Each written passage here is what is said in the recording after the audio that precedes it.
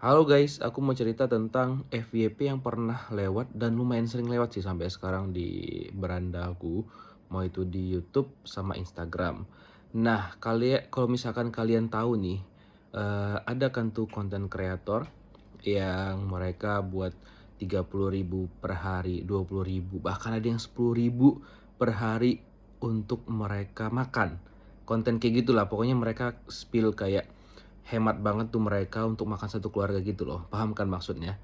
Nah, yang jadi pertanyaan dan keresahan sama aku sendiri adalah, mana bisa makan segitu di zaman sekarang? Masalahnya, apa ya, oke mereka emang tunjukin tuh harga-harganya, tapi itu kan hanya harga-harga bahan yang mereka makan, yang mereka masak. Itu nggak termasuk minyak, nggak termasuk gasnya, nggak termasuk garam, penyedap, dan juga yang lain-lainnya. Itu cuma bahan-bahan utama aja, kayak sayur, terus lauk pauknya gitu. Jadi menurut aku konten kayak gitu tuh kurang jujur aja sama penontonnya gitu loh. Karena nanti takutnya orang-orang yang, mungkin, berpikir bahwa, ternyata mereka bisa kok segitu gitu. Padahal sebenarnya kan enggak, karena menurut aku harganya lebih dari itu gitu loh.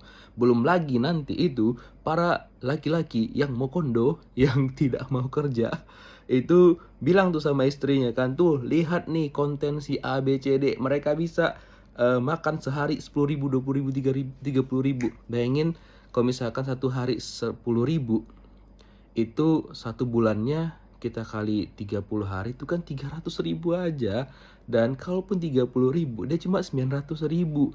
Jadi nanti para suami-suami yang mau kondo itu pasti ngasih uang ke istrinya itu dia 1 juta ke bawah untuk makan doang.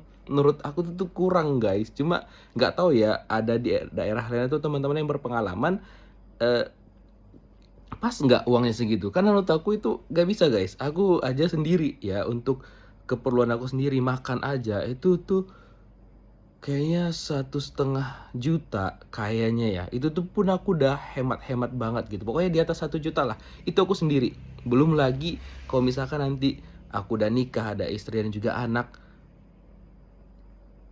kayaknya gak tahu tuh gak bisa pagi 10.000, 20.000, 30.000 tuh mereka bilang kan untuk makan satu hari ya.